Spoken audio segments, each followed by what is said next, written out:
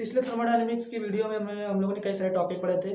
जैसे कि हम लोगों ने थर्मोडायनेमिक प्रोसेस पढ़े थे कि आइसोथर्मल प्रोसेस क्या होता है, हमारा एडियाबैटिक प्रोसेस क्या होता है, आइसोकोरिक प्रोसेस क्या होता है, आइसोबारिक क्या होता है, साइक्लिक प्रोसेस क्या होता है।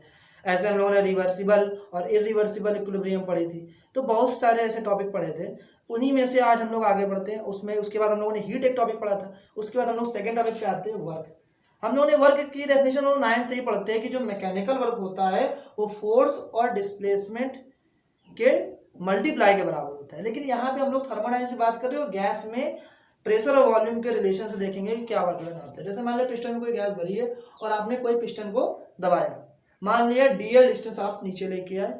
जब डीएल डिस्टेंस नीचे लेके आए और पिस्टन का जो सरफेस एरिया है वो ए है, तो जो वॉल्यूम में फर्क पड़ा, वॉल्यूम जो डिक्रीज हुआ तो कितना हुआ, ए इंटू डीएल के बराबर होगा। मतलब ये वी क्या है, डिक्रीज इन वॉल्यूम। पिस्टन को प्रेस करने पे वॉल्यूम कितना डिक्रीज हुआ है वो हमारा वी है।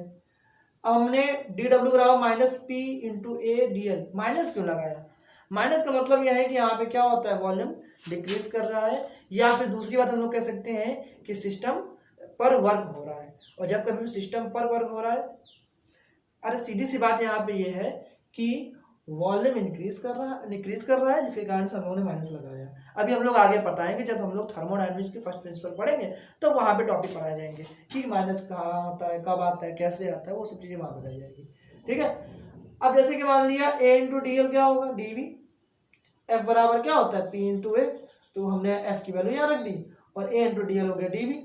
ठीक है। अब हमने इंटीग्रेशन किया तो v बराबर आ गया minus P v2 minus v1 आ गया। ठीक, ये हमारा क्या है, वर्क डन का फॉर्मूला। लेकिन हमारे वर्क डन दो टाइप के होते हैं, एक रिवर्सिबल में और एक इरिवर्सिबल में। हम लोग ये पढ़ने जा रहे हैं आइडियल गैस का रिवर्सिबल वर्क डन। तो रिवर्सिबल वर्क डन मतलब, अब लिखा work done in isothermal and reversible expansion of an ideal gas. Reversible work होना है। रिवर्सिबल वर्क में बताया गया था, रिवर्सिबल एक्सपेंशन में बताया गया था कि हम लोग पिस्टन को ए पोजीशन से बी पोजीशन तक लेके जाना है। तो बहुत ही छोटे छोटे और इन्फिनाइट स्टेप में ए से बी तक जाएंगे। ये हम लोगों ने पिछले वीडियो में पढ़ा है। तो ए से बी तक पिस्टन को लेके जाना है तो बहुत ही स्मॉल स्टेप्स में, कई सारे स्टेप्स में लेके, मतलब बहुत छोटे छोटे स्टेप करते हुए कई सारे स्टेप में बी तक पहुंचाएंगे। तो हर एक स्टेप में जो प्रेशर होता है वो वैरी करता है। ठीक, इसलिए यहाँ पे प्रेशर क्या होगा, ये जो प्रेशर दिख रहा है आपको वो कांस्टेंट नहीं होगा, वो क्या होगा, वेरिएबल होगा, वेरिएट करता है। तो ये तो फॉर्मूला हमने पढ़ा था। ठीक है, हम लोगों ने इंटीग्रेट कर दिया। मान लिया यहाँ पे v1 क्या था, यहाँ पे वॉल्यूम v1 था और यहाँ तक आते करते वॉल्यूम क्या हो गया, v2 हो गया। तो जब आप लोग इसको इंटीग्रेट करेंगे तो v1 से v2 करेंगे, क्योंकि इनिशियल वॉल्यूम v1 और फाइनल वॉल्यूम v2 है। अब बताया था प्रेशर कांस्टेंट नहीं है, जब क्योंकि प्रेशर हर स्टेप पे वेरी करेगा, तो यहाँ पे p को इंटीग्रेशन के बाहर नहीं ला सकते। तो हम लोगों ने गैस इक्वेशन पढ़ी थी, पी बराबर एनआरटी। यहाँ से पी की वैल्यू रख देंगे तो क्या आएगा, एनआरटी अपॉन वी। अब एन नंबर ऑफ मोल्स, आपने फिक्स नंबर ऑफ मोल्स इसमें लिए होंगे, वो कांस्टेंट रहेगा। आर हमारा गैस कांस्टेंट है, वो भी रहेगा। और आइसोथर्मल प्रोसेस है, समतापी प्रोसेस, तो टेम्परेचर भी कांस्टेंट रहेगा। ये तीनों बाहर आ जाएंगे, बचेगा वॉल्यूम। 1 अपॉन वी डीवी को हम लोग का इंटीग्रेशन होता है लॉग। यहाँ पे लॉग बेस ई, एल को हम लोग कहते हैं लॉग बेस ई का फंक्शन। अब जब इसको log बेस 10 में कन्वर्ट करेंगे तो -2.303, मतलब 2.303 से आपको मल्टीप्लाई करना पड़ेगा। ये हमारा आ गया रिवर्सिबल वर्क डन। अगर भाई हम लोग लगा देंगे बॉयस लॉ, क्योंकि टेम्परेचर कांस्टेंट है, तो v2 अपॉन v1 क्या रहेगा, p1 अपॉन p2। तो ये जो हमारा रिवर्सिबल वर्क डन है वो प्रेशर के टर्म्स में आ जाएगा।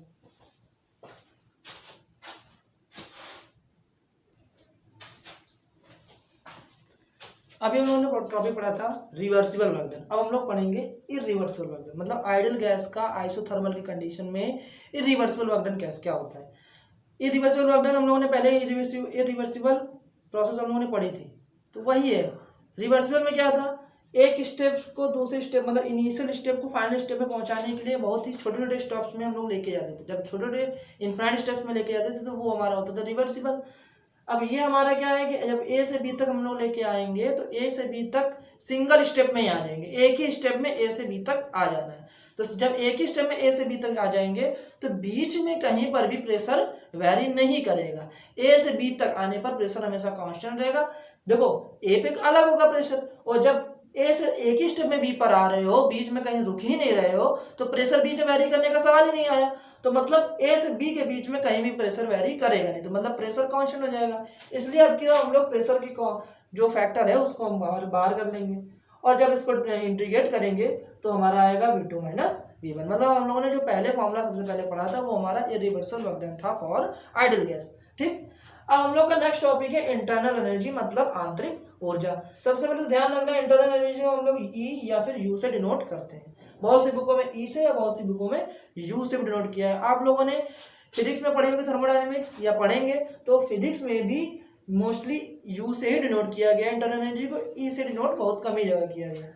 अब होती क्या इंटरनल एनर्जी देखिए, तो जैसे मान लें कोई हमारा सिस्टम है, सिस्टम में रोटेशनल एनर्जी होती है, मतलब सिस्टम में मॉलिक्यूल्स होंगे तो उनकी रोटेशनल एनर्जी होगी, मतलब रोटेट करने की energy. Vibration energy, vibration energy का मतलब है कोई पार्टिकल अपनी पोजीशन से आगे पीछे वाइब्रेट कर रहा है, आगे पीछे मूव कर रहा है, तो उसे कहते हैं वाइब्रेशन, तो वाइब्रेट होने की एनर्जी।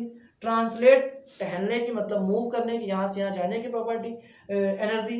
ई मतलब इलेक्ट्रॉनिक एनर्जी, और ईओ मतलब न्यूक्लियर एनर्जी। तो हमारे सिस्टम में जितने टाइप की एनर्जी होती है उन सारी टाइप की एनर्जी के टोटल को हम लोग कहते हैं इंटरनल एनर्जी। मतलब ये है कि the internal energy of any system is equal to the sum of rotational energy, vibration energy, translational energy, electronic energy and nuclear energy. किसी निकाय की आंतरिक ऊर्जा निकाय में उपस्थित घूर्णन ऊर्जा, कंपन ऊर्जा, स्थानांतरित ऊर्जा, इलेक्ट्रॉनिक ऊर्जा तथा नाभिकीय ऊर्जा के योग के बराबर होती है। लेकिन सबसे बड़ी बात यह है कि किसी भी इंटरनल एनर्जी के, किसी भी सिस्टम की इंटरनल एनर्जी को हम लोग फाइंड कर ही नहीं सकते, क्योंकि हम लोग इसके बारे में एग्जैक्ट डेटा हमारे पास नहीं होता है, तो हम लोग इंटरनल एनर्जी को फाइंड कर नहीं सकते। हाँ, ये है कि जैसे मान लिया कोई सिस्टम है वो एक स्टेट से दूसरे स्टेट में गया है, तो एक स्टेट से दूसरे स्टेट में इंटरनल एनर्जी में कितना चेंज आया है वो हम पता कर सकते हैं। मतलब इंटरनल एनर्जी में कितना परिवर्तन हुआ है, चेंज इन इंटरनल एनर्जी, वो हम पता कर सकते हैं। लेकिन इंटरनल एनर्जी सिस्टम की क्या है एग्जैक्ट, वो हम पता नहीं कर सकते। Change in internal energy, delta E का फॉर्मूला होता है E2 माइनस E1। E2 क्या होता है, internal energy of final minus internal energy of initial. तो ये तो हमने लिख रखा है, लेकिन हम लोग का एग्जैक्ट वैल्यू यही मिलती है कि कितना चेंज हुआ है, वो हम लोग डिपेंड करेगा। अभी हम लोग जब थर्मोडायनेमिक्स का फर्स्ट लॉ पढ़ेंगे तो एनर्जी कितनी बची कितनी खर्ची उस हिसाब से हमको पता चल जाएगा। ठीक है,